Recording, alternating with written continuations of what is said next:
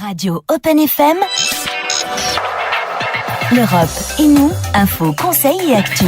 Passez à l'heure européenne avec la Maison de l'Europe en Limousin. Et Jean-Pierre Foultier avec nous comme toutes les semaines. Bonjour Jean-Pierre. Bonjour. Et nous parlons toujours de cette première guerre mondiale ensemble depuis quelques jours. On l'a évoqué à travers le roman il y a 15 jours, le cinéma la semaine dernière. Et alors aujourd'hui ? Aujourd'hui, une autre forme d'expression artistique, la poésie.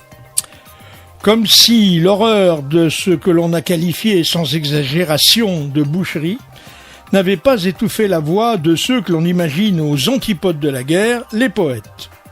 Et pourtant, on oublie que de nombreux écrivains, nous pensons à l'auteur du Grand Maulne, Alain Fournier, et parmi eux, deux des plus célèbres poètes français sont morts au combat ou des suites de leurs blessures.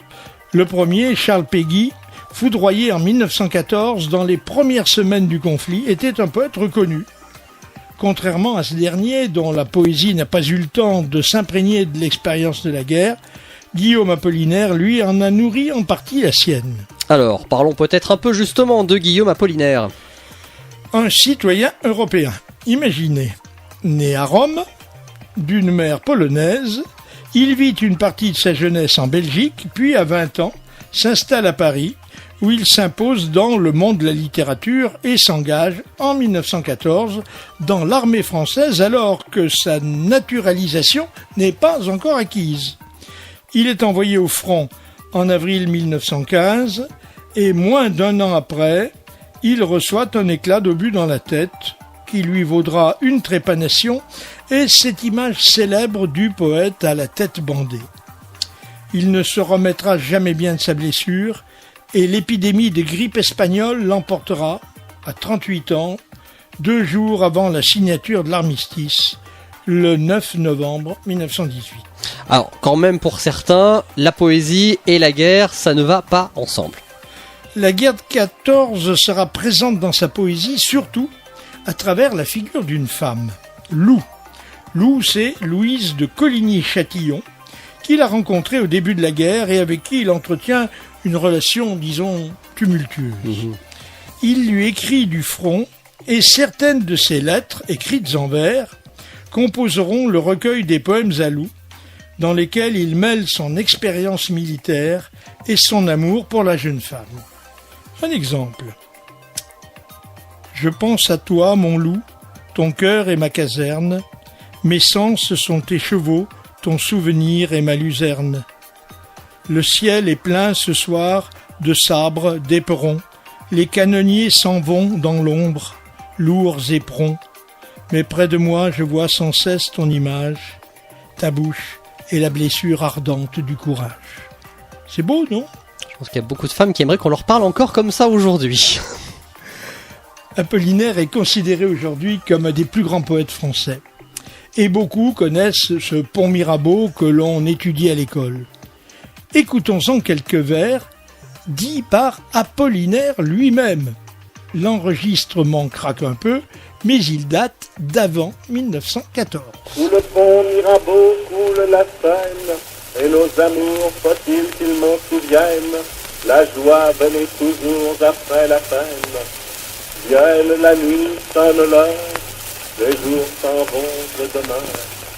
Les mains dans les mains, restons face à face, tandis que sous le fond de nos bras passent les éternels regards longs de silence. Vienne la nuit, sonne l'heure, les jours s'en vont de demain. Dans le pont Mirabeau, comme dans les poèmes à Lou, le ton n'est jamais tragique. Apollinaire ne raconte ni ne décrit la guerre. Elle est comme un des éléments du décor de son amour passionné, mais contrarié, pour Lou. On peut considérer qu'Apollinaire est un poète un peu moderne. Apollinaire est à la fois un héritier des classiques. En dehors des calligrammes, ces poèmes dessinés que beaucoup connaissent, il écrit en vers réguliers, mais il est aussi résolument novateur. On dit qu'il est l'inspirateur du surréalisme, ce mouvement poétique qui va révolutionner la poésie européenne et de nombreux domaines artistiques.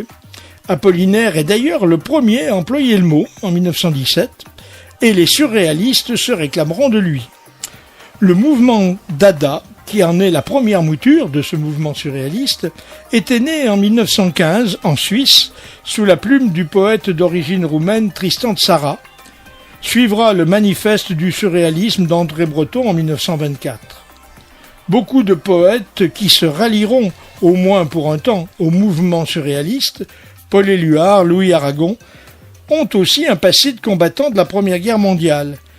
Ils seront rejoints ensuite par des peintres venus de toute l'Europe, les Espagnols Picasso, Miro et Dali, l'Allemand Max Ernst, le Juif russe Chagall, le Belge Magritte.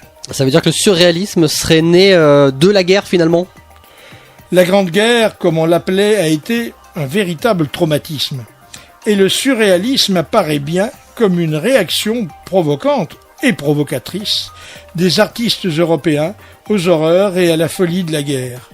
Il y a bien une folie surréaliste, mais c'est une folie pacifique, si ce n'est pacifiste. La semaine prochaine, une nouvelle série de chroniques. Nous irons au musée. Le temps de réserver nos places, donc, à la semaine prochaine. À la semaine prochaine. C'était l'Europe et nous, info, conseils et actu pour construire ensemble la communauté européenne de demain avec la Maison de l'Europe en Limousin, 51 avenue Georges Dumas à Limoges, 05 55 32 47 63 et sur le www.europe-limousin.eu.